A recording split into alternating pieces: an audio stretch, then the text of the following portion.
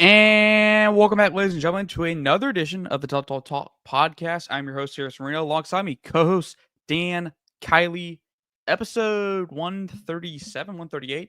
I don't have the number on the top of the screen. I apologize about that.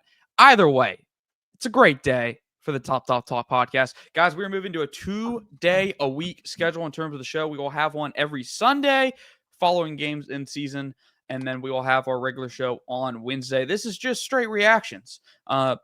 May give you more than just Georgia reactions. May give you a little bit of national reactions as well. Dan, how are you doing this wonderful Sunday evening?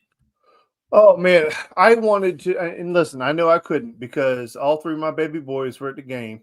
And you guys were all credentialed. I felt like a proud papa sitting at home with all my guys at the game credentialed. So very proud of you guys for that. I want to start out with that.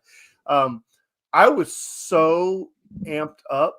Like it was like an emotional amped up, Harrison. It was different. It wasn't like I'm just really excited. It was almost like you finally got to exhale for the first time in a really long time. And we're going to get into this with our reactions. But man, it was just a different feeling last night. It was just different. It was the last two games, really. Two overtime games back to back, and both emotional. Like sitting in that stadium, and I want to give the Falcons a shout out, Mercedes-Benz. Dan, I've never been to a sporting event quite like that one in terms of atmosphere.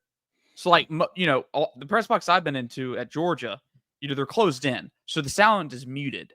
But at Mercedes, they took the glass out, and it's like you're sitting there right in the crowd, and everything about the game, the atmosphere is there, and you experience it, and it was just different. Like it was an emotional game. Even, I mean, I feel like that way for the media, even, who are supposed to be objective, you could feel that emotion, you could feel that passion. What I was told going into that game, and, I thought it was maybe a little cliche or maybe just trying to hype up, the atmosphere itself. They called it the Super Bowl of college football. And I felt that. I feel like Georgia fans felt that a little bit because it's, Georgia's hasn't played to its best ability this year, Dan. I think we could both say that. But there's something about this team and its resilience that makes what happened Saturday and what makes, what's happened this season as a whole, even though it's not the greatest season Georgia's had under Kirby Smart, it makes it fulfilling in some ways, It does. And, Kirby was even kind of talking a little bit before, in his press conference early on, that before the game, there was really no atmosphere. And I see we have a special guest getting ready to come on. But he was saying before the game, there really wasn't an atmosphere. But as the game started, the atmosphere started to build, and then it became what he expected it to be. And, I know that you guys had mentioned that in our group chat, and, everybody was kind of talking about what was the atmosphere actually going to be like during the game now that it doesn't have as much significance. And I didn't get to watch the whole game on television, but I did watch the fourth quarter, which is probably the best part of the game to watch. And it felt like a big freaking game to me. Jeremiah, did it feel like a big freaking game to you? Yeah, it definitely felt like a big game. And by the way, hello, gentlemen. Nice to be here. Happy to be here. But yeah, it definitely felt like a big game the entire way through. It's one of those things that when you go into it, I think we talked about it in the chat. Harrison asked me and said, hey, how do y'all feel about this game? And I told him, I was like, it's one of those games where I feel like Georgia could come in and Georgia could win by 10 if they take care of business, if they don't turn the ball over, if they, if they're efficient, they play good defense, all that kind of stuff. And I said, but at the same time, I could see Georgia coming in and losing by 10 if they turn the ball over like they did last time, if they don't get the ball moving downfield like they need to. And then we actually saw a different type of environment and game on that part of it. And I think it played out differently for the fans as well. I will say that in the environment, the Georgia fans in the stadium were, 9-1 for the Texas fans. And I think they're saving their money to go to the playoffs because they knew they were already in. Whereas Georgia fans, one, it's in Atlanta, and two, there's still a chance that if you lost that game, you were going to be out of the playoffs because you can't trust that committee knowing that how they've done you in the past. Last year, Georgia was number one, lost the SEC championship game, their only loss of the season, and dropped to 6. So You didn't know how that was going to play out. Georgia earlier this year dropped 9 spots after losing their second game, and nobody else has done that all year long. So I think the fans came in there for Georgia. It was definitely an electric, environment, and it took them a little while for them to fully get going after the beginning of the game because things weren't rolling very well for Georgia early. So it took some time, but once it got going, man, it felt like a home game in Sanford Stadium. Everything you mentioned, talking about the thoughts going into the game, kind of went wrong in the first half. Georgia wasn't moving the ball. I think Georgia had 54 yards of offense, -2 rushing yards.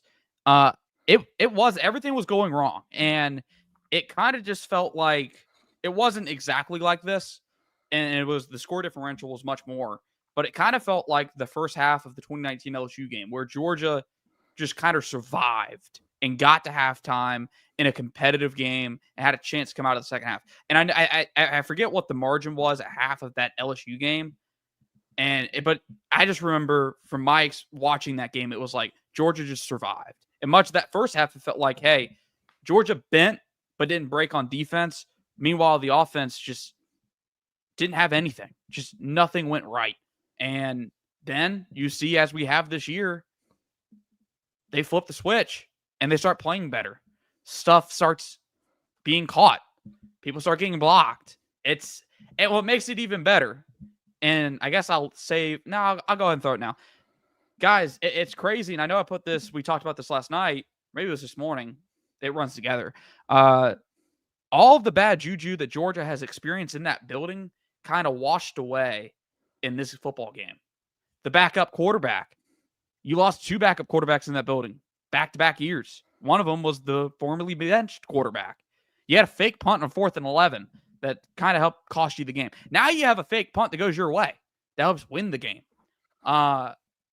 It's crazy. I feel like that building after last night's not much of a house of horrors anymore. Is that just me? Yeah. Has it turned? That's you, because the house of horrors is Mercedes-Benz and Alabama. True. It's like we haven't vanquished that demon yet. I mean, we've beat them one time. Thank God we did. We got a national championship out of it. I mean, that's a good outside thing, of that right? building, though. Yeah, but it was in Indianapolis. Yeah. It's just, for whatever reason, that building, in the combination of that building in Alabama, it's still going to be in the back of our mind. So I'm not going to say that demon has been vanquished. But you mentioned a lot of good things there, and one of the things that a conversation I was having at church, of all places. Yes, I went to church this morning. Go to church every Sunday. You didn't answer for his prayers last night.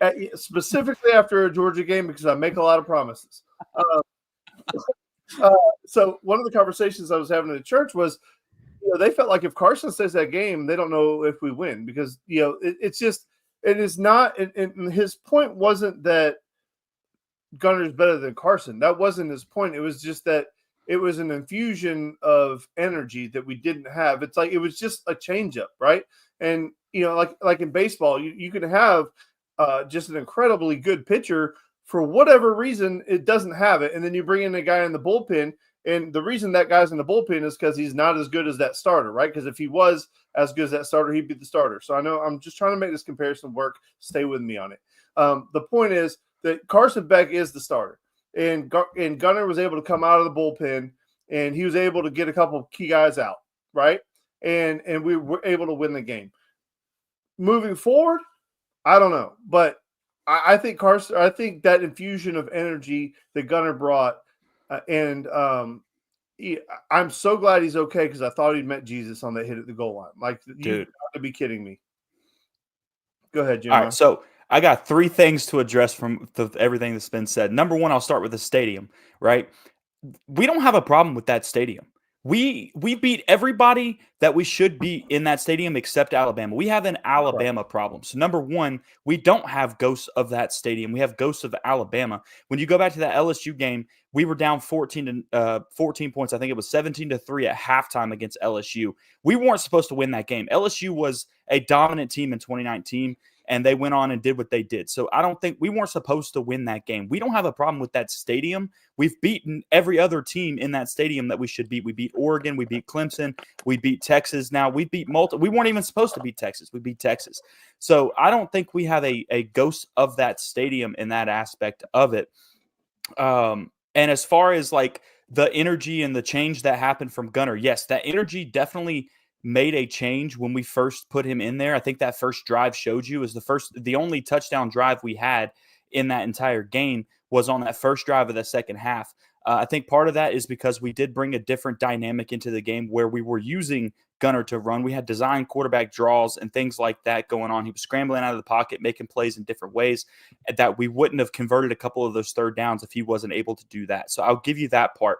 However, I don't think that like it was one of those things where had we not done that, that we wouldn't be able to win with Carson in that sense because of the energy. Where I do think it came in to help with Gunner wasn't because of the energy. It was because I think that his ability to get out of the pocket and stretch those linebackers and do stuff like that, it actually opened up the run game and things like that for Trevor Etienne, for Nate Frazier. None of the run game started going until the second half of that football game. And I think all of that started opening up because you had Gunner there where he was getting out of the pocket and those linebackers couldn't commit to the middle as much as they were before. Number 3, somebody in the bullpen in baseball doesn't mean they're not as good as a starter. It means that they're not necessarily able to go 6 innings. That's all I'm going to say. You know, it's funny that comment is made because now I just saw that the Braves are about to move Grant Holmes, hoping he can be in the starting rotation this year for them to fill a starter role. So funny that analogy was made here today. In terms of Gunner, that was kind of my question. My initial question coming out of the game was, like, I was curious in terms of how, like, what changed. And I think Stoddard hit the point there of they had to respect Gunner's legs on the hand, in the run game. Obviously, you have an extra hat in the box if you're Georgia with Gunner, and it was very telling to me that they thought he was at his best when they were rolling him out of the pocket because it threatens his legs. It was kind of like Stetson. Stetson became so good on those rollout plays. He was able to tuck it and run with it, or he was able to get the ball out. That teams started firing the backer to try and cancel out the play action rollout game for Stetson. Anyways, that was a key question for me, Stoddard, is I was curious, and I haven't been able to go watch the offense back on tape yet. I was curious to see, was the offensive line playing at a higher level and the combination of Gunner, or was it, hey, simply Georgia has a mobile threat at quarterback, and now this defense is having to play Georgia differently? I'm just curious, and I may not be the person to answer that question. Probably won't be me. But I'd be curious to see who, everybody else out there who can answer that question, kind of what they think. Because it was a game changer. Georgia found explosive plays. Georgia had a 48-yard run by Trevor Etienne. His previous long this season was 14 yards. That blew my mind. And I know we have conversations about it pretty much every week. It's like, man, why can't Georgia break a run? Because there's like 2 or 3 runs a week where it's like, it's a 10-yard game, but you feel like, oh, man, they're like this close to break it and just ripping it, for a big touchdown. Guys, in terms of – actually, we'll save that. I guess we'll save that for later. We'll save that for a little bit later. Let's talk about continuing on with the offense. Let's talk about those running backs. Kirby Smart said post-game, while Dalen earned his MVP, he thought Trevor Etienne was the MVP. Let's talk about Trevor Etienne. I mean, this guy is like the governor of the state of Texas. He and Peyton Woodring have scored all 52 of Georgia's points against Texas this season. Shout out to ESPN Stat for that one. What'd y'all think about the run game as a whole? What'd y'all see? Kind of the dynamic duo of those two. Well, leading into the game, I talked about Nate Frazier had to have a good game, but I thought that not having Trevor Etienne, not Travis, by the way, ESPN, it's Trevor. I thought not having him was going to be significant. And, I made mention that he's the one that scored the 3 touchdowns against Texas in the first game. And maybe you two knew and I didn't, but, everything on the surface was that he wasn't going to play. And I thought him not being in the game, and I talked about not having his blocking. I talked about not having him catch out of the backfield. I talked about his elusiveness, his leadership, all of those things. I really felt not having him in the game was going to be a massive loss for Georgia. And I didn't know if we could win the game without him because I didn't know if Frazier was going to be able to carry the load. Thank God that we didn't have to see that.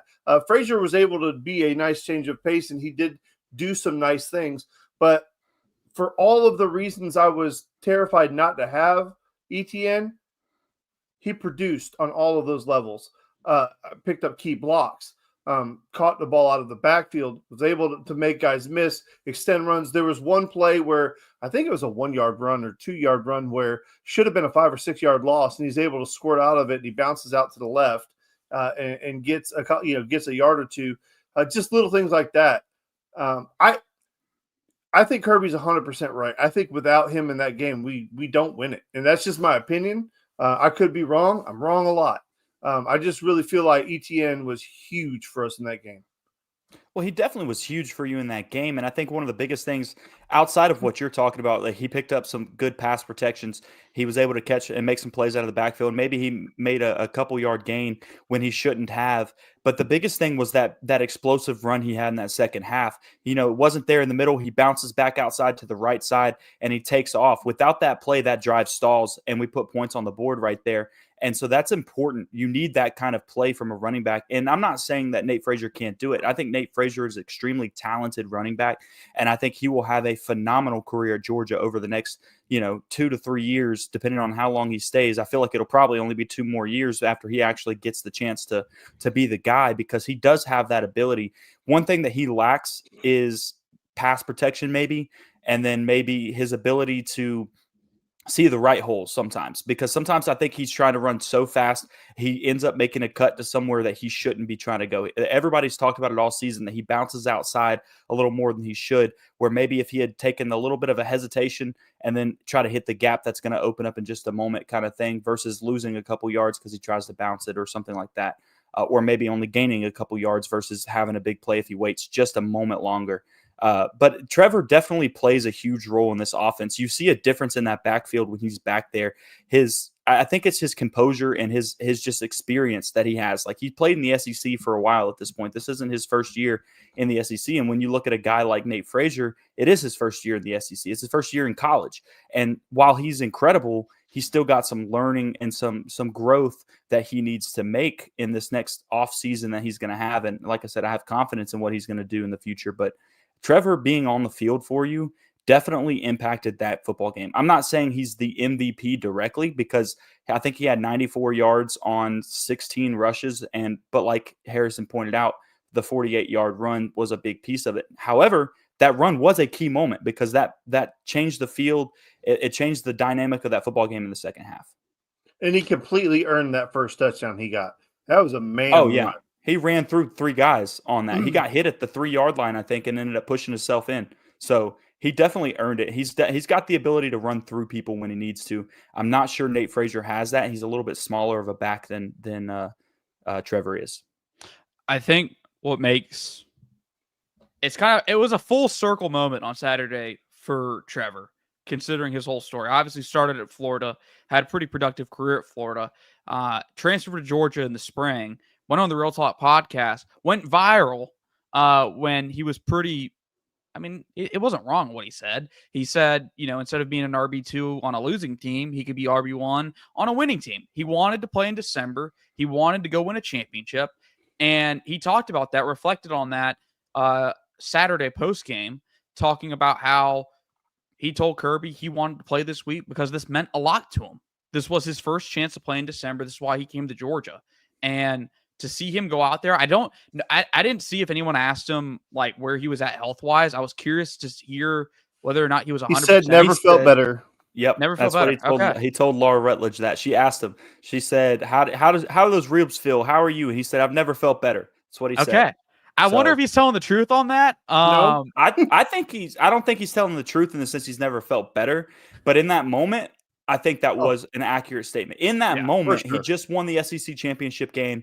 He's, while he's been battling injuries at that moment, I think that was an accurate statement. As far as his overall health and how he probably feels today, I don't think that's true. Yeah. Yeah. It just ice bath. Yeah.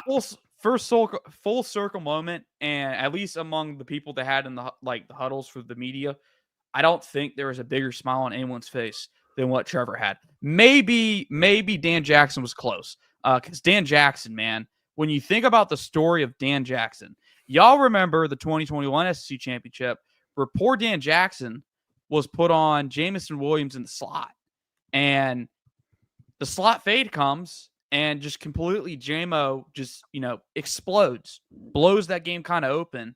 And kind of similar to what Chaz Chambliss experiences over the last year or two in terms of when there's a negative play to his side, Dan Jackson caught a little of that. And now you look at him now, Dan, I know you covered him out of high school. And you see him now. That guy's one of Georgia's best players. He's one of the MVPs of this season. If Dan Jackson doesn't step up and play at the level he has, I don't know. Maybe it's going a little too far to say Georgia would be in trouble, but Georgia has needed Dan Jackson more than maybe anyone ever thought they would. Well, I don't think this should be a surprise to anybody, but he was the best player on the field almost every single game when he was at North Hall, whether it was running back or on defense. He was making plays all over the place. And one of the things that always stood out with him was just his grittiness, his effort. His effort level was incredible. Like, he did, like, very rarely ever did one person bring him down. And very rarely ever did somebody break a tackle when he got his hands on you. That should never be a surprise to anybody that this kid he was an absolute superstar in high school. Obviously, playing where he played, he didn't get the attention he deserved. I think if he had been, I'll make a bold statement. I think that if Dan Jackson had played at somewhere like Buford or Mill Creek, I think Dan Jackson would have been a 3.5, maybe 4 star, somewhere in that range. And he would have gotten a lot of attention. I think he was just kind of hidden from the world, playing in an offense that's not relevant today. Just playing smaller schools. I think sometimes those guys can get hidden. Think of the gems like the Ladd McConkeys and stuff like that. Like, if Ladd McConkey would have played at Buford, do you think Ladd McConkey was a 3-star or a 2-star or whatever the hell he was? No. I mean, Ladd McConkey was special. I mean, there's just guys like that. We love the recruiting industry, all three of us, right? We put a lot of stock into that, and we banter about it and stuff like that. But to say that guys get missed, I don't think that's a stretch. Well, it's definitely not a stretch to say guys get missed. Think about how many high schools there are in the state of Georgia. Think about how many high school football players there are. As a recruiting analyst, which none of us are, but I know how many players are out there, there's no way for them to evaluate every single person. And when you talk about playing at a smaller school, that's one of those schools that they're probably not going to pay attention to unless somebody's absolutely going crazy. But when we're talking about Dan Jackson in general, I think there's two things about him that just make me love him in general. Number one, and I know both things I'm about to say is not new that somebody hasn't talked about before, so I understand that. But the two things about him that I love is, number one, he loves the University of Georgia. He's one of those guys that is on the field for the G 100% of the way because of the way he got there and how he made it happen, right? He cares about the University of Georgia. That makes a difference, and it shows a difference on the field, especially when you have the abilities like he does, right? And so the second thing is his story in general. The guy walked on at Georgia, but not even as like a preferred walk-on. Georgia didn't offer him. Georgia didn't even know he enrolled at school. He came to the University of Georgia, contacted Kirby Smart and said, hey, I want to play football. So I think he's got a better walk-on story than even Stetson Bennett has because of the way he got there. At least Stetson was like recruited by Georgia in a way. They knew who he was when he went enrolled at the University of Georgia. Then he transferred, came back. I get it. I love that story too. I'm not diminishing it by any means because he's probably the greatest walk-on to ever play at the University of Georgia in that aspect of his journey. But the way that Dan Jackson got to the University of Georgia is incredible. He literally enrolled, contacted Kirby Smart, and said, hey, I want to play football here. Got on the roster in that sense. And then not only did he get on the roster, he quickly became a starter early on. And then he lost his starting job because guys like Malachi Starks comes in, right? And then you got a guy like KJ Bolden comes in this year and kind of takes his spot. But guess what? He still finds a way to be on the field all the time this year, even with Malachi Starks and KJ Bolden. I think that talks to how good of a freaking football player he is and what he's been able to accomplish. And he turned himself in from somebody that Georgia didn't even know about to he's going to be a Sunday guy and he's going to be in the NFL for a while. And, you brought up the good point there about obviously, he got the chance to start versus Oregon at 22, and then Malachi came on, made the play he did. Now we know Malachi Starks is who Malachi Starks is now. Coming into the season, I'll wholeheartedly admit it. I thought it was going to be a similar arc this year with KJ. Dan would get the first series versus Clemson. KJ is going to do something that KJ does. and we won't see much of Dan Jackson. But that's not been the case. Dan Jackson is, I don't know the official snap count, but he may not start. But Dan Jackson, they're playing 3 safety looks with Dan, Malachi, and KJ now. Like, Dan Jackson's one of their best 11. And that's, who would have thought that? You want to know what saved that from happening this year? Jonel Aguero being injured early in the season. Yeah. Jonel Aguero being injured early in the season is what kept him on the field, kept Dan Jackson on the field for a few more games. And then once he got there and they realized, hey, we've got these 3 safeties that all have to be on the field, that's what kept him on the field. And even yesterday against Texas, Aguero was on the field, but guess what? So was Dan Jackson. Dan Jackson was on the field the entire time because at this point of the season, he has earned the spot and earned the right to be on that field the entire time. But I think that doesn't happen if Jonel Aguero isn't injured early in the season, because then you've got Jonel at star, then you've got KJ and Starks at safety, and then Dan kind of falls to the wayside. But he got a little bit of an opportunity, a well-deserved opportunity, but I think the injury did help that happen. Yeah, that you bring up a good point there. If they weren't forced to scramble in terms of trying to make up, Stark started playing star because of that. Yeah, and they'll still, like you said, they'll move him down there depending on the personnel and all that. Great point there, guys. We've already kind of transitioned. Sorry, Dan, go ahead. Defense. I was going to say, move out to the defense. I want to bring up a name. So I was watching a show, and I don't remember which one it was, and it's not really important, but they were talking about the linebackers, how nobody's really established themselves in the middle. These last 2 games, C.J. Allen reminded us all why he took over for JDJ and made that man transfer. The Georgia Tech game, there were a handful of plays towards the end of the game, especially in overtime, where he completely changed the momentum of that game. And then in that game against Texas, there's a blitz at towards the end of the game where there was a clear line for Ewers to complete about a 12-yard throw. I believe it was to the tight end, whatever. But CJ does a little wraparound on a blitz and bats the ball down. You remember the play. In the 4th quarter, I think. Yeah, it was in the 4th quarter, and that was the drive where they ended up kicking the field goal, if I'm not mistaken. But they would have had the first down. It was right after the PI, I think. Right after the DPI in Georgia. I think so. Right at the last drive that they had. The point is that C.J. Allen is starting to play his very best football when we need it the absolute most. And I think you can't say that for everybody, but there are certain players that are ascending and getting better. And it's that like Warren Brinson for me. And I know that you guys were on him way more than I was last year. And you guys are big fans of Warren Brinson, but like Warren has played his ass off.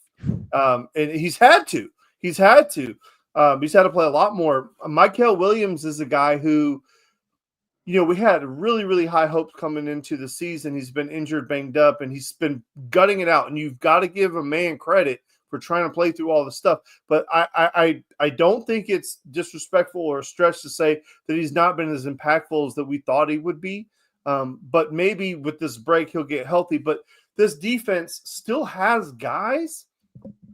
It's just the collection of the guys is not what it was before. And I think that was one of the things that Harrison and I, Jeremiah, and I don't know how much you've paid attention to the show, is that we've kind of graduated from the, well, if Georgia, to kind of where we are now is this is Georgia. This is what the body of work has been laid out, and that wishful thinking is kind of gone.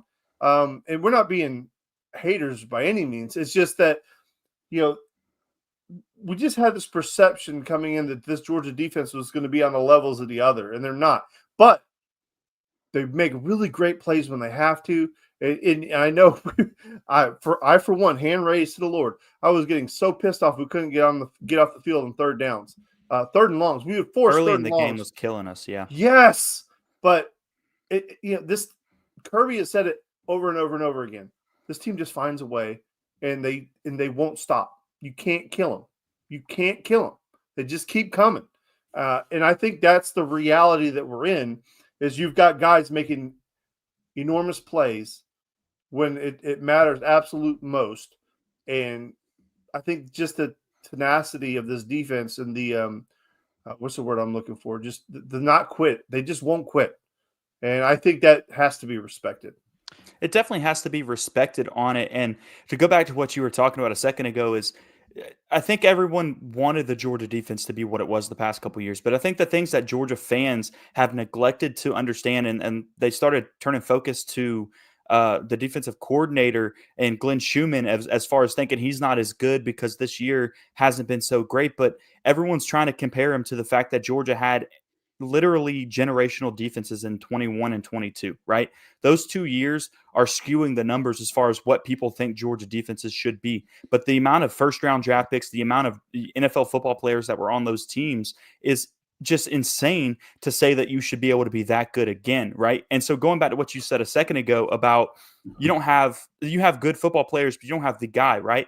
I mean, you basically have Malachi Starks is like the name that everybody knows. He's had different struggles this year because I think Georgia's used him in so many different ways. They put him at star. They put him in a lot of different positions that he hasn't quite played in the past. So he's been exposed a little bit more because there's more exposure in the amount of snaps and the way he's playing, right? So I think the thing about this Georgia defense is there isn't that one guy.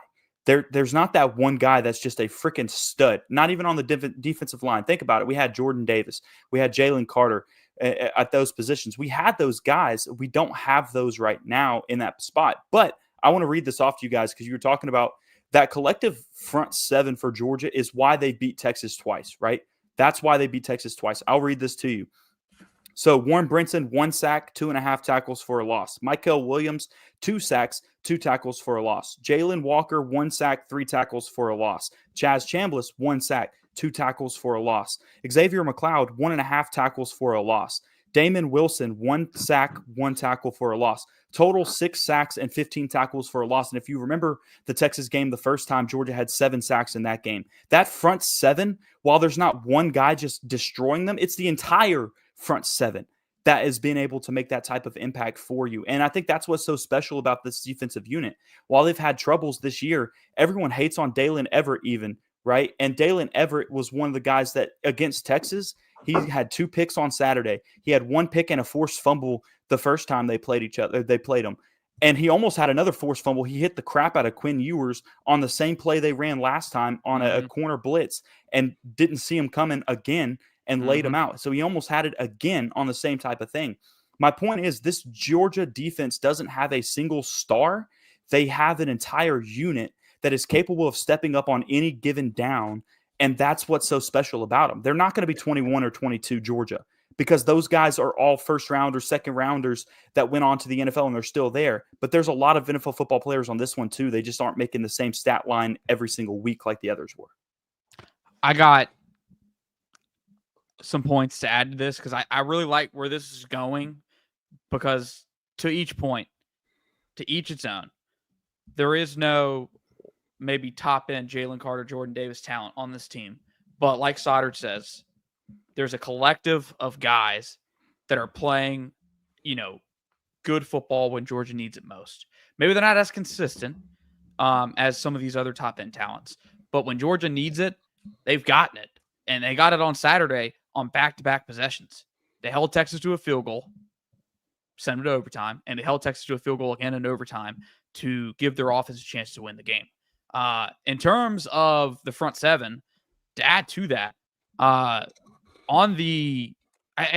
think what the front seven and what makes them so good, especially against Texas this year, Glenn Schumann, I want to give him his credit because I think he's taken a lot of slack over the last few weeks. You give up 42 to Georgia Tech. I saw him catch slack. I see people openly wanting him to take the UNC job so he's not on staff. I see people wanting Muschamp back instead of Schumann. And hey, we'll give props to Muschamp because Boom was back this Saturday on the sideline. I don't know what capacity. Boom is good. Boom is not coming back because his son plays at Vanderbilt and he's not able to do the same thing. He wants to watch his son play. So let's go ahead and get that one completely out of here. But guess what? Guess what? Vanderbilt season's over. That's all I'm going to say. Vanderbilt season is over. So Boom was on the sidelines. He was on the sidelines on Saturday. Headphones on, baby. He did. That's what I was saying. One of our best defensive performances. You said that maybe we don't have the guy. ESPN put that little board up there during the game. You obviously guys didn't get to see it because you were too busy at the game. That they have Jalen Walker is, I think they said number 10 on the big board for the NFL draft. So yeah, I mean he's a first round pick, right? So yeah, we still got some guys. I think Malachi starts the first one. We have guys, but even looking at Jalen Walker, like, and I know we all love Brooks Austin in this chat right now. He even said going into this year, I'll never forget, he was talking about Jalen Walker, and he said, talking about the other guys that were on the roster, Malachi and the other edge rushers, different things that are on the roster, and was like, hey, I'm not sure what his role is this year. I'm not sure. I'm not expecting him to necessarily be crazy this year because of that. And then all of a sudden, early in the season, he started blowing up, right? I think the reason Georgia beats Kentucky early in this year is because of Jalen Walker. And if you look at the box score, you're going to think I'm crazy because he didn't have the stats. But guess what? The dude was hitting Brock Vandagriff on like 50% of the dropbacks where he was rushing. So it impacted the game without actually showing stats unless you look at pressures, because pressures would be there. But he wasn't even necessarily going to be the guy this year. Georgia found a role for him, and he's made it work. And on Saturday, that dude was going crazy like he did last time against Texas. Not quite the same stat line, but he played just as well. Well, and very Trayvon Walker-ish, because remember, exactly like Trayvon Walker. He exploded his senior year or his last year. But not with stats, though. If you remember that, just the physical ability. And right, and these NFL scouts are watching the games. They see that Kentucky game. They see that the stat line's not there, but they see that without him, he's not, like, the game goes completely different because he impacted the game so much. That's where he's still going to – that's why it's like Trayvon Walker. The stats aren't there. And no, he's not going to be number one overall. But I think him being, in the top 15 is very, very highly likely at this point. And with Jalen specifically, I think what bodes well for him right now, especially, is he gets a lot of pass rush opportunities taking away from him because he has to play off-ball linebacker a little bit. So he's doing a lot of everything. And that's what I wanted to give Schumann credit for, is he's done such a good job. Kirby's openly admitted this going into the season. They didn't know where to play Jalen. He said they had to get, quote, uncomfortable in terms of what they did with Jalen. And I wanted to give him credit on that. They do a really good job, especially against Texas in this last game, of they dictated what Texas was doing in protection. They might have been the CJ Allen sack. I don't remember specifically which one off the top of my head, but they made a 3-man. They made Texas, just because of the numbers. They had people up on the line. They dictated Texas to slide 3-man to the right, and they looped CJ around on a stunt. And I believe it was CJ. I believe it was that play. And CJ ends up getting that ball batted down just because Georgia dictated that slide. And that's what they've done a really great job of, is you're not designing these stunts or slants for one guy. You're kind of just doing it to see who gets, it's a race to the quarterback at that point. Like who's going to get free. And I really do like this defensive unit, especially up front. I mean, you look at, like Sider read off the stat sheet, you have the headline guys in Mykel Williams and Jalen Walker. And I wish we got to see the full season with those guys both in the lineup. I really wish we did. And hey, we get a few more games potentially of seeing them healthy and in the lineup together. But behind them, Gabe Harris has been, hell for opposing offenses. I love watching Gabe Harris. Tyrion Mango-Dawkins hasn't got the shine that he got early in the year. I love watching Tyrion Mango-Dawkins. Then you have Damon Wilson. Xavier McLeod popped out to me when I went back and rewatched it. Xavier McLeod was disruptive in the run game.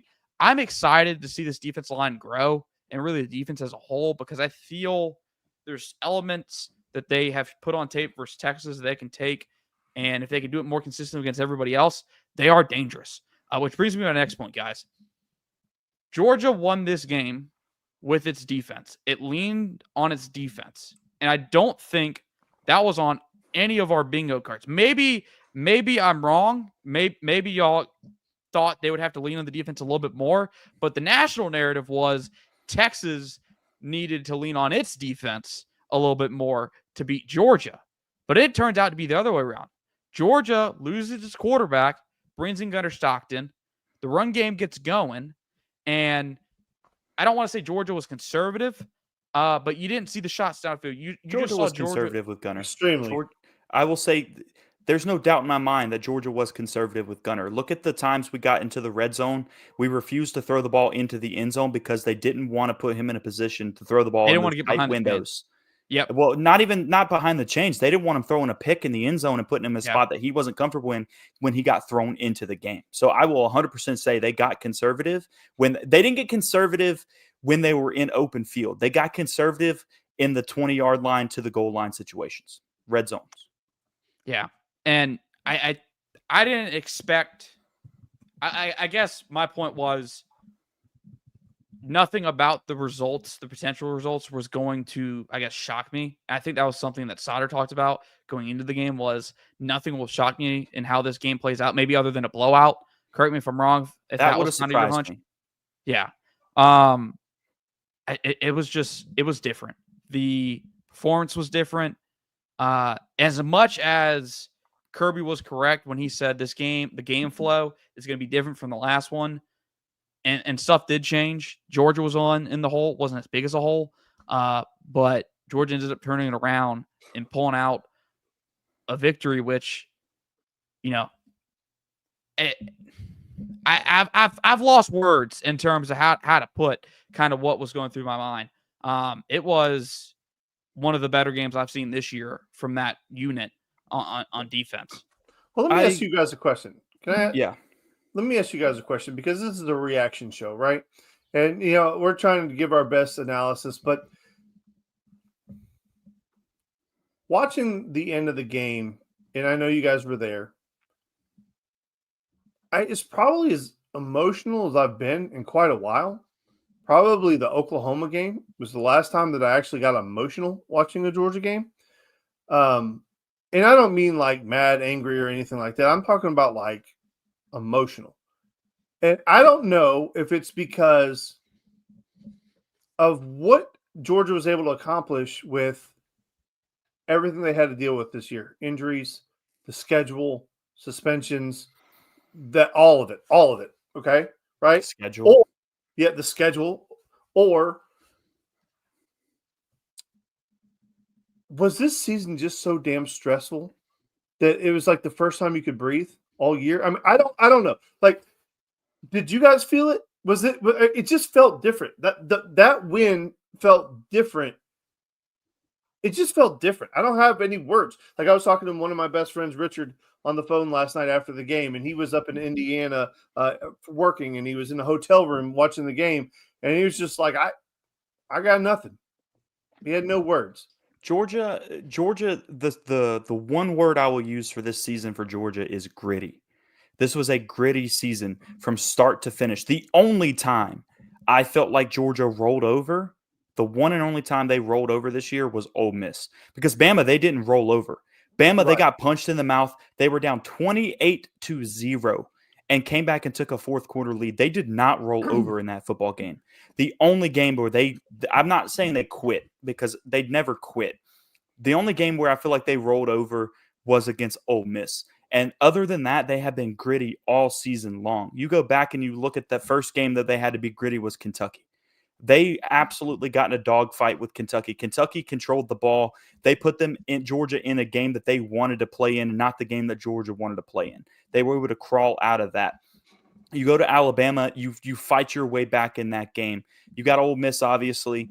Then you got Texas. And this kind of goes back to what you were saying earlier as far as the way I thought the game would go. I did not think that this game would be an offensive battle. I did expect a defensive game from that one with Georgia and Texas Saturday because that's what it was last time. The reason that game ended up being as big of a win is because Georgia had more turnovers early. They were able to take that early lead like they were to put it. I think it was 21-0 in that game.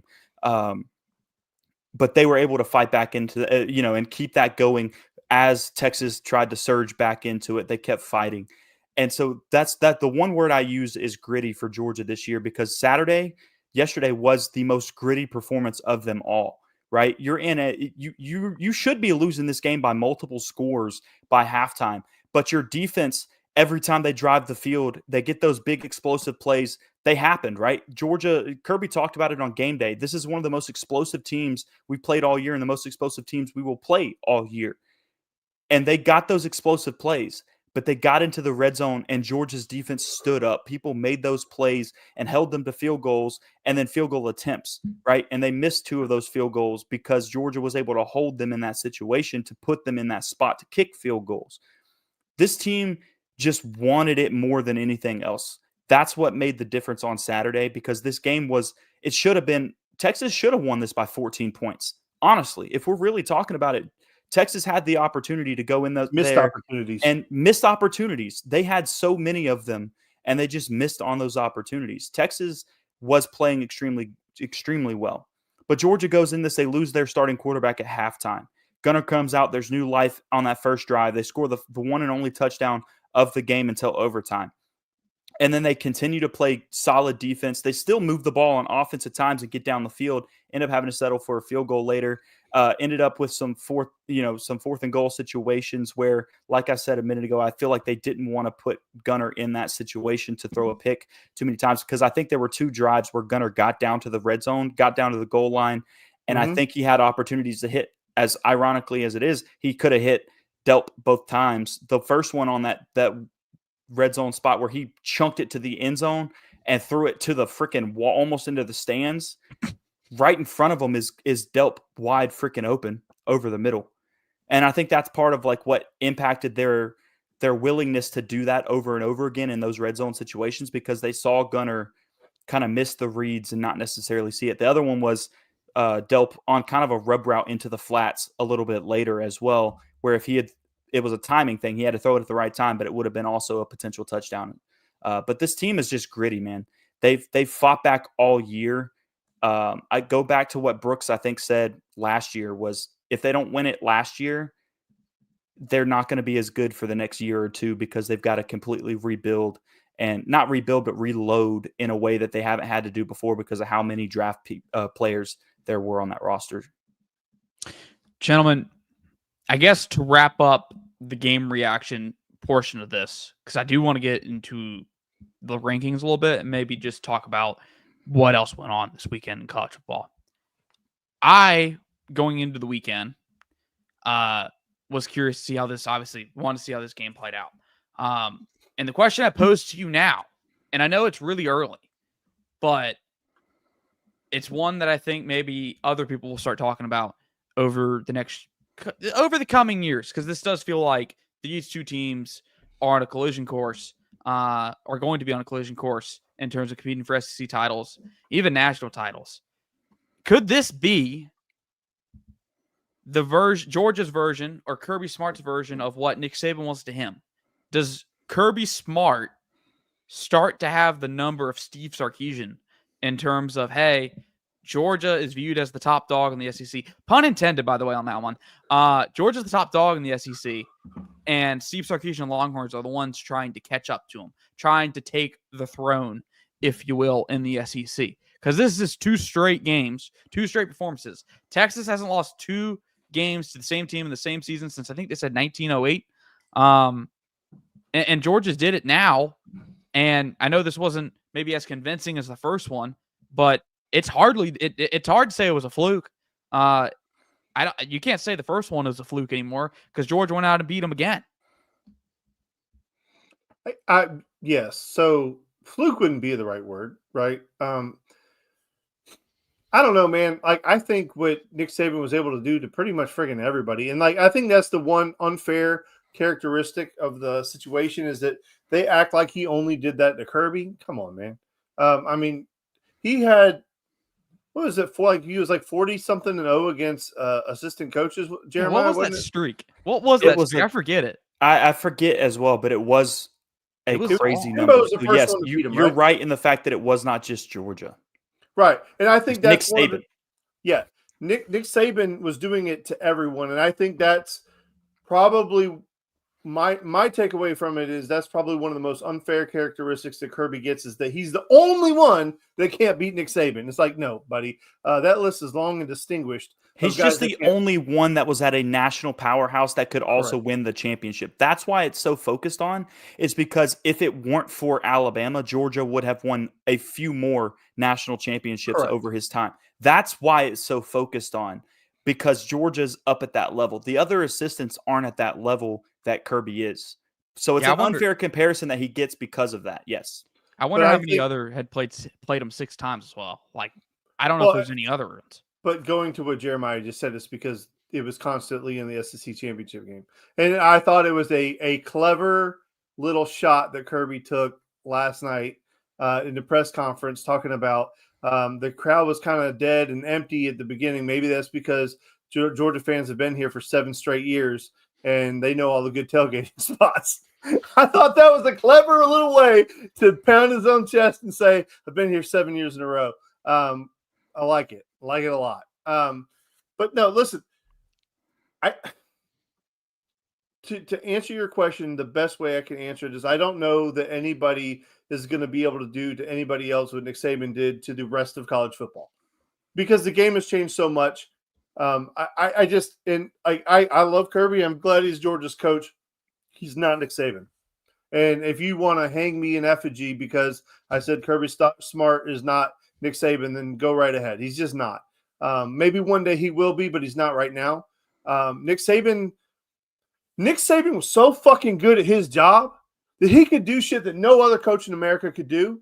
And not only did it work, but if it didn't work, nobody questioned it. Not ever. Like, nobody was like, damn, Nick, you fucked up. Nobody. No. Yeah. And Kirby's not there yet. But it's not a fair comparison to make. We're talking about the greatest college football coach of all time. I mean, that's like going to the NFL and talking about another NFL coach like Bill Belichick. Bill Belichick has that title reign, and he gets to be that until somebody goes in there and takes it away from him. Nick Saban is that. The guy won the most national championships of any college football coach next to or ahead of Bear Bryant at this point in Alabama as well. So it's not a fair comparison. But going back to what you're talking about, Harrison, ask me again after next year, because next year they come to Athens.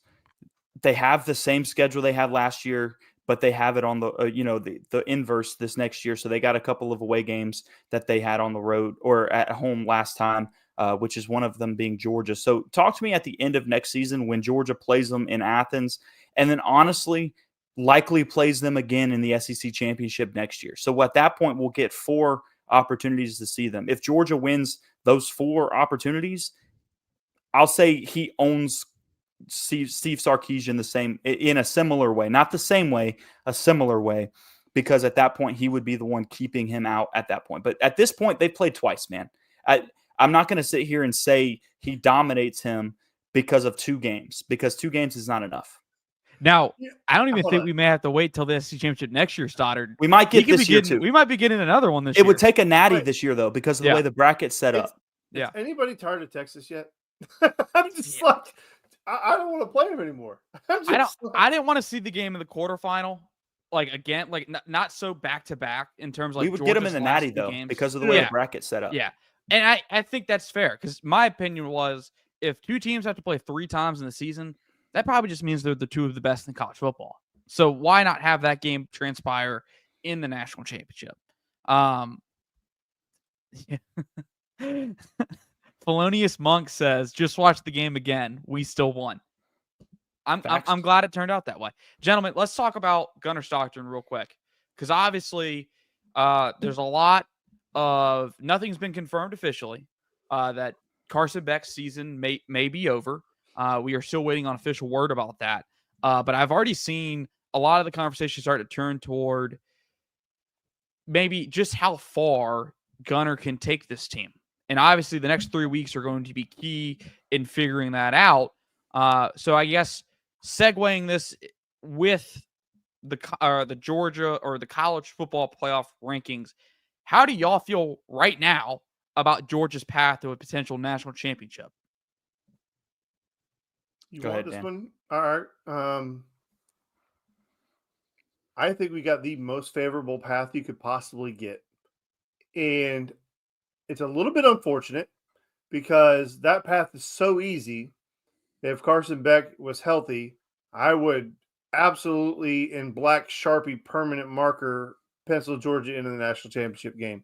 However, without Carson Beck, it gets a little bit murky. But one of the things that keep the messaging that's coming out of that room is that all season long and for the last 3 years, Gunnar has prepared every day as if he was a starter, and he really takes advantage of his mental reps. He is a gamer. He is a very strong-willed person. He is not intimidated by anything. I was able to do a bunch of his games in high school. One of my criticisms of him was that when the talent was equal, or if they were at a talent disadvantage, he didn't play his best football. That was a fair criticism. You can go back and look at any one of those games, and it's fair. It's the truth. But I will tell you this. When that kid is confident, he is very freaking good. And he looked confident for the most part when he came out. And I know his first play was that little swing pass. And I love that call from Bobo as much as we don't. A lot of people had a lot of things to say about Bobo, which is normal. I mean, that's just whatever. Just another day. But the swing pass was good because it gets him into a rhythm, and then Etienne makes a nice play out of it. He made a couple big throws, Jeremiah. He did. And then towards the end, like you said, they got really conservative. I think Kirby and the staff felt like they had a real chance. They just couldn't F it up. And like Kirby even kind of took ownership on that play. He's like, he said he got the play in early, but the play came out late. So I don't know what he meant exactly by that. Other than he didn't have time to really digest what the defense was doing. Had he been able to get to the line a little bit sooner, he would have seen that blitz coming and would have known what to do. And I think Chris Fowler and Kirk Herbstreit did a fantastic job of showing on that play where that ball was supposed to go to Cash Jones on a little route out of the backfield, and he turned and it spooked him, which is a normal human reaction, guys, because the guy doesn't have the in-game experience with the guys moving that fast. And, shocker, news break, guys in the SEC are a lot faster than guys up there at Rabun County. So he just – and like you said, Jeremiah, he was trying to get that ball out of bounds. He just didn't have enough ass on it, and it was picked off. But I think with 3 weeks, with this guy preparing – with Georgia pouring everything in there, and there's going to be very little 2 reps to go around, buddy. Kirby says he likes to give the backup, what did he say, between 15 to 20% of the snaps every week, and that's what he said in his press conference, talking about back. Somebody questioned him a couple of weeks ago about the backup, and he said we give our guys 15 to 20% of the reps. I would venture to guess whoever the number 2 is not going to get 15 to 20% of the reps for the next 3 weeks. I think Gunnar is going to get a crash course on everything. And I do feel confident that he knows the playbook. I do feel that's a huge benefit of having a junior back there as opposed to like a redshirt freshman or something. So the guy has the talent. He's got a talented team. Bobo knows how to protect his quarterback. He's shown the ability to do that in the past. I think we're going to be okay. Is that fair? I think it's fair. Here's what I'll add to it is going to the Bobo thing. Everybody wants to criticize Bobo all the time. When you look at, if you want to criticize Bobo in the first half, that's your prerogative, anything like that. But if you sit here and criticize Bobo in the second half of that football game when he had to bring his backup in, you don't know what you're talking about. Because if you watch that second half, they are trying to protect Gunnar. They're trying to put him in those spots to be able to be as productive as possible. That's why they started the game or the second half off with some screen plays and some quarterback draws, things like that to kind of get that juice flowing, get them comfortable in the system, and get them rolling. Here's the thing that I'll talk about moving forward. The good thing is Georgia now has until January 1st until they have to actually put him on the field at this point. So we've got a few weeks for them to be able to, one, get Gunnar as many reps as possible. So going back to what you just said, they're not going to split those reps as much for the backups moving forward because they've got to get Gunnar ready at this point. And then obviously I think it'll be Puglisi will probably get some reps. Maybe Rashada gets some reps in the backup when they have time to give them to him, just in case something happens. Because the thing about Gunnar is he's going to get hit because that's what he does. Even as soon as the second half started, he took like 3 hits in that first drive, and I'm going, oh my God, stop doing that because we can't lose you at this point. But I think the thing is, you give Bobo a few weeks to build this system around Gunnar Stockton and his abilities, right? His abilities to have those design quarterback runs, his ability to get him out of the pocket, look downfield. If it's not there, be able to have the capability to run. So it's very similar to the way that Georgia used Stetson, but probably a little more aggressive than Stetson in the running game, because the way we saw them call those quarterback draws, we didn't see that very much with Stetson Bennett. But the thing is, the transition from Stetson Bennett to Carson Beck had an offseason to do it. They now have 3 weeks to have that transition for Gunnar Stockton if Carson Beck is unable to go, like it sounds like he might not be able to at this point. That would be the biggest thing, is how prepared can you get Gunnar? Gunnar definitely looked lost a few times out there, but I don't put that on Gunnar. I put that on the situation of the fact that he was thrown into an SEC championship game in the second half where, hey, buddy, we need you to win this because we've got to have that time at this point. How crucial that bye week came for Georgia, because now we lost our starting quarterback potentially.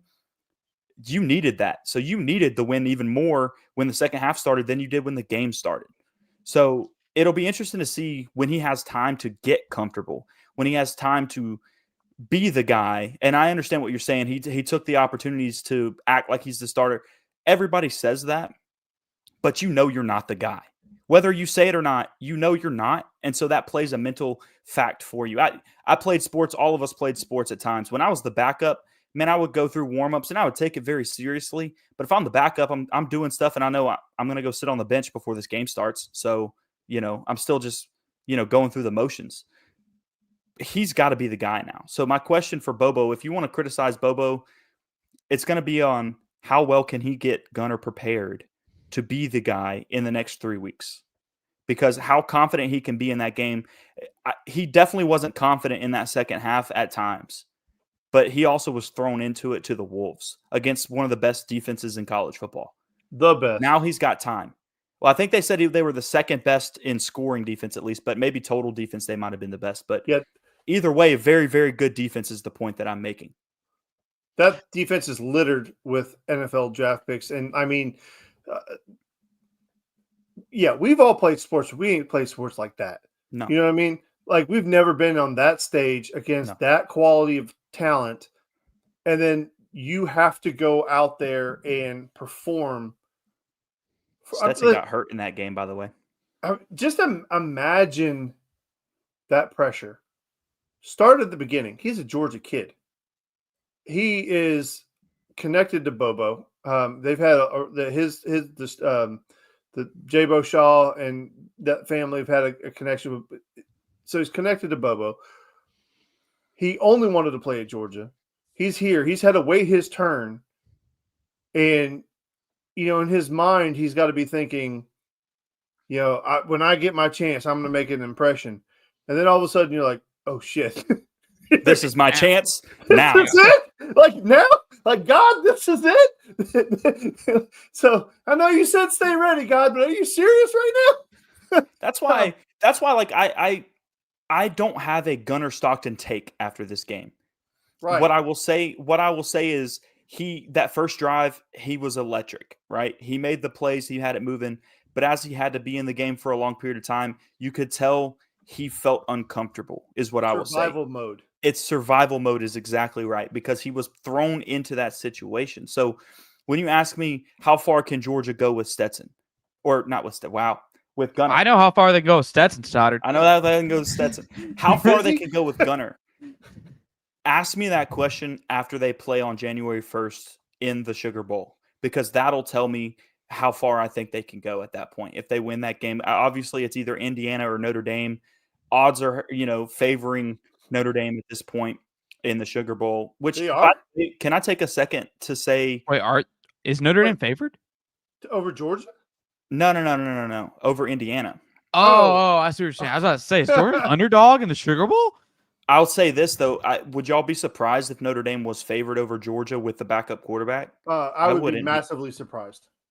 I wouldn't be surprised if they were underdogs in that game at that point, is what I'm saying, too. But that's not what I was saying. But how ironic would it be, by the way, if Georgia plays Notre Dame in the Sugar Bowl? You remember the last time they played Notre Dame in the Sugar Bowl? Sugar's falling from the sky. He knows.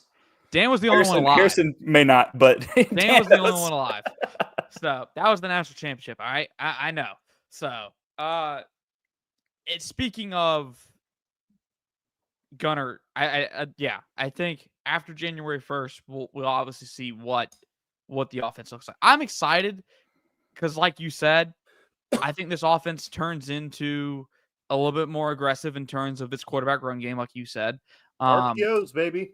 Brent Rollins had a great point. My friend Brent Rollins said on Twitter today, he was like, you know what Georgia's offense should look similar to? And he said, Georgia Tech's offense with Haynes King. And I'm like, start Gunner's incorporating. not Haynes King, though. They're not going to do it as aggressively. Gunner's not Haynes King. But they will incorporate some of those QB run games into it. I was waiting. Quarterback busy? I was waiting the entire second half for when they got in the red zone because I was like, ooh, we're about to see the Stetson Bennett quarterback counter come out that they ran versus Ohio State and TCU both for touchdowns. And I thought they were about to do it, except they did. I think it was QB power. It didn't end up. I think they ended up getting back to the line of scrimmage. They didn't score on it, but they did bring out something similar. Dan, I see you had a point over there. I just had a question. All right, so Gunner gets hurt on the quarterback run in overtime when we're trying to win it, right? Do you think there was a concerted effort or a conscious decision to tell Gunner, do not run the effing ball prior to that moment because they didn't want to go to a third-string quarterback? Because I really do feel like they limited his ability to do certain things because they wanted to make sure that his butt stayed in that game. And then towards the end right there. Quarterback runs in the first drive. They did not care. You don't think so? They had quarterback power designed in the first drive. They knew that in order to win that game, they had to use Gunner the way that Gunner could play. Okay. And so they immediately called those. And like I said, especially when Carson was out, at that point, it became you now have to win. Because if you lose that game and now you don't have Carson Beck, you don't know what the committee's going to do, and you need that extra time as well. I think they were running him designed. Well, let me tell you why I asked. Drive. So the reason I ask is when we got down in the goal line, right, or in the red zone area, right, we didn't roll him out, and you would have thought with a mobile quarterback to get him on the edge, make the defense make a decision, but maybe they're just not that far ahead, and maybe that's not even in the playbook. There's a really good chance that's not in the playbook. We didn't do it in the first drive like that, but there was one of the drives we got to the 5-yard line, and it was QB design run off the right tackle to the edge. Was that the one that got blown up? Yeah, it got blown up. He got tackled at the line of scrimmage. He definitely tried. They definitely had it in the playbook in that goal line situation, trying to run off that right tackle. It was a staple with Stetson in that 22 run. That was their go-to inside the 5. We're gonna get Stetson on the edge. Forgive me, I didn't see every play. No, you're good, buddy. You're good.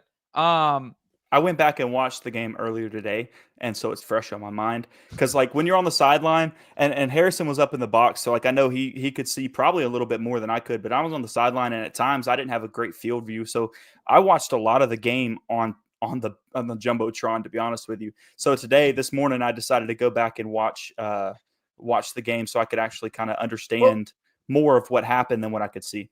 Let me ask you this, because you're the only one out of all of us that was on the field during the game. What was the emotion like on the field? Oh, here we go. The emotion so I was on the Texas sideline, so I saw a lot of stuff like that. I almost had to get into a beef with Bevo, the mascot, pun intended, because after that non-targeting call on Gunner Stockton at the end, he was sitting there saying it wasn't targeting with his hand motions and everything. But the emotions were high. Hold up. Hookham was talking?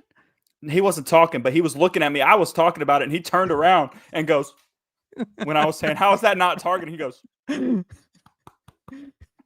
I was like, I don't know, man. I don't know. But anyway, so it was interesting on that sideline. Like, they definitely had a lot of energy, and they definitely had the environment was strong, right? The sound, there was definitely stadium pops in that. It definitely popped multiple times, more for Georgia than Texas, obviously, because there were more Georgia fans there at that point. And don't be hating on the beard, Jonathan. You know it's strong. I meant to point out my rant. I meant to point out you came on here with the show. Can I assume the hair just wasn't like 100% perfect? Today? Yeah, I've never seen the hair not perfect. What are you talking about? Jesus. All right. This guy doesn't good. have a hat. I'm wearing a hat. The hair's so good. Flow going. He's got flow going. He has the flow. My man is like, he is like an inch away from talking about He's gonna be a hockey player in like 2 days. Listen, I played sports. I played pretty much every sport except hockey in my life. That and lacrosse, because that's gay. He might be a pit viper guy. You're a pit viper guy because you play baseball. I was never a pit viper with guy. the lettuce. Oakleys? Did you wear the big Oakleys? I didn't have Oakleys. Well, actually, I did have Oakleys, but they weren't the big Oakleys. So I wasn't the drip guy. Man, if y'all saw me, I could show y'all. I'll send y'all a picture later of me in high school playing baseball. Beardless Stoddard. I bet you were skinny. I look like Chris Sale. Beardless Stoddard. Beardless Stoddard. I look like Chris Sale because I was tall and lanky as hell. So it wasn't a good look for me. Definitely had to put on some pounds after high school. You're just tossing one up for Jay in this chat. Just come at you. Not gonna lie, I brought up baseball to see if Jay would take the cue on that one. So I got to ask Stoddard a question about the atmosphere, right? So what was the mood like in the press box? So I know that there's not supposed to be any cheering, but there's always the one guy who lives out like, yeah. But how was it? I didn't pick up on It's your first SEC championship game. You better freaking bring it, buddy. It's difficult because from the people I talked to, and they were coworkers, so there was the conversation at halftime was, like we came into this game thinking Georgia needs to show us now that they can be consistent for 4 or 5 games and win, and then halftime comes like, I don't know. Because Stockton's coming in. We haven't seen him this year in a competitive environment. And this is as big as it gets right now for the season.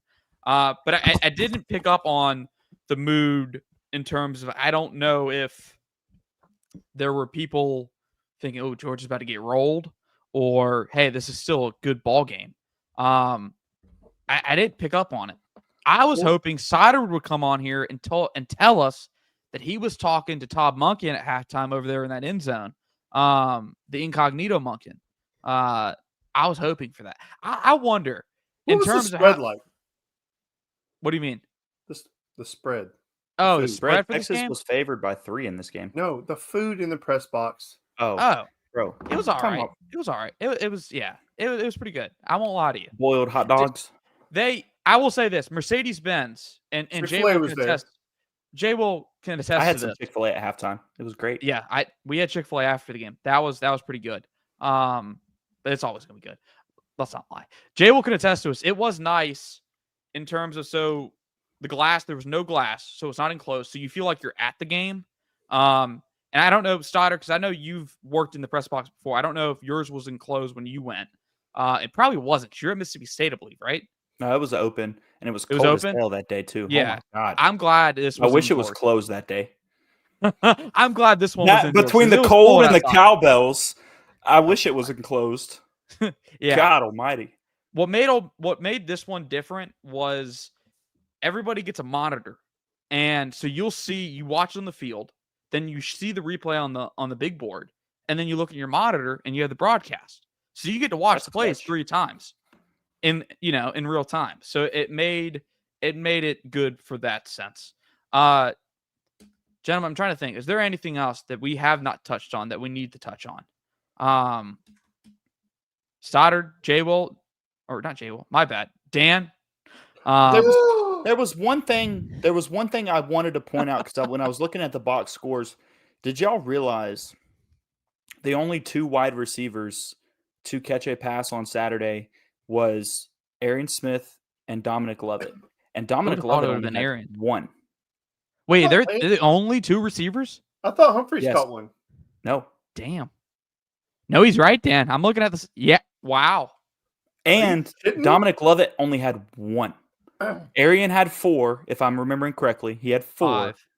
Did he have 5? I only remember 1 reception for him. All right, most of them went to the tight ends. All 3 tight ends had catches, though.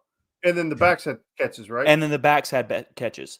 But my point is, in that game, that was one of the things that I kind of got blown away with was Arian Smith and Dominic Lovett. And Dominic Lovett only had 1. That's it. The wide receiver room was honestly non-existent in that football game. So there were 6 catches from wide receivers in that football game. The rest came from the tight ends and running backs. And Dylan Bell had drops, and he's been Hey, probably one of the Yeah, most I mean, Dylan consistent Bell guys. had that one. It was kind of on that like it wasn't quite a slant, but it was that in cut, maybe like a drag route, he turned his and head early. he was also getting hit as soon as that ball got there. So I don't know that I count that as a drop, but I think he could have caught it. At the end of the day, I do think he could have caught it, We've seen him make that, but I don't catch know that before, hits the stat sheet as a Yeah. drop. Is what I'm going to Dude, say. Lawson Lucky, that catch on the sideline, Ooh. Unbelievable.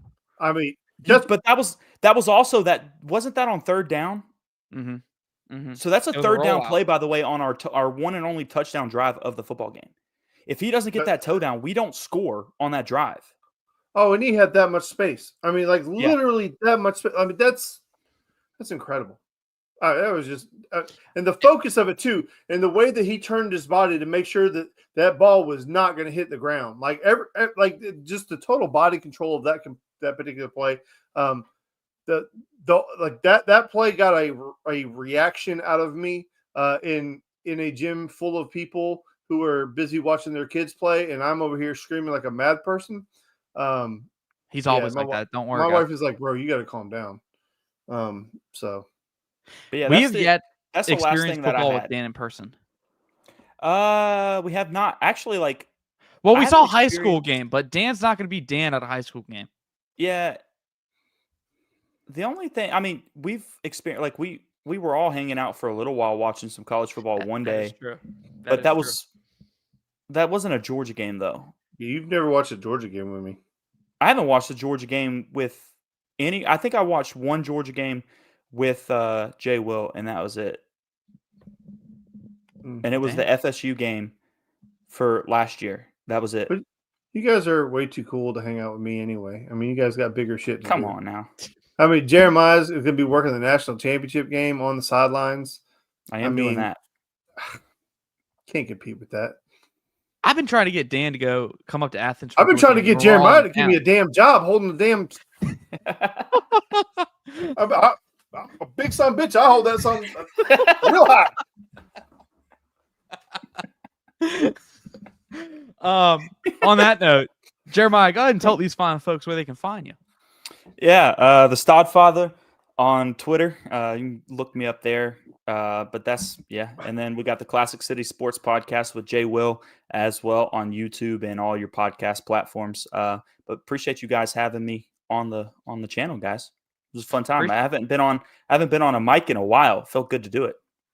I think I know you've done shows this season, but I remember having you on in, was it the summer we had you on?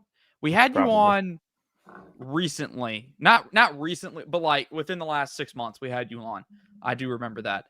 Dan, we were trying to get him to come on earlier in the year for one of the big game previews. And then something happened. Canceled the damn show. Yeah, it might have for some reason the show didn't happen. But I didn't tell you about it. I didn't tell you Sauter was coming on. I kept it hush hush. And then we talked today. I was like, yeah, go ahead, let's hop on. And I said, but don't say anything to Dan. So then when we delayed it to 8, I was like, all right, let me call Stoddard real quick and let him know we're going live at 8, so he can hop on here. So once again, my fault. No, you're good, buddy. It's still gonna be hard to beat. The reason the surprise, come on, Dan. The reason the surprise guests happened is because the first time we did surprise guests, we got the all-time like best reaction ever. Yeah, that was me and Jay Will both jumping on though. Yeah, that's insane. What made the reaction so big. Because we had talked about it for so long. Yeah. It finally happened. It was good. It was right after Levis put mayonnaise in his coffee. That was one of the first questions we talked about. So, ladies and gentlemen, we appreciate you for being here with us on this fine Sunday. Follow Dan Kiley at Dan Kiley3. Follow Jeremiah Stoddard at the Stodfather. Dude, I remember when it used to be. I forget what it used to be, but wasn't it Stod7? That's it. That was it. Yeah. At the Stodfather now. Follow me at Harrison Reno. Make sure to like and subscribe for more Dan Rants. We are having our full segmented out show Sunday. This was no show notes. This was just straight reactions. So if I lost my train of thought, that is why. Make sure to like and subscribe wherever you get your podcast. Thank you for joining us tonight. We'll be back here on Sunday. Send rant suggestions. If you have a rant suggestion that you want to hear, let me know because I can rant on just about anything. I get mad just about over anything. So send them in. If you have something you want to hear about, and if it tickles my fancy, then I will rant about it, and Harrison will have fun with it. I remember we did Stoddard. I think you might have watched the show. Dan ranted on pollution one time. Like, this man, you give him a subject, he will come up on his hill and he will talk about it. Yeah, he'll tell you to get off his lawn in his underwear on the front porch with his coffee in one hand. Folks, we appreciate you. We appreciate you, Stoddard. We'll see you Wednesday at 7:30. Go Dogs.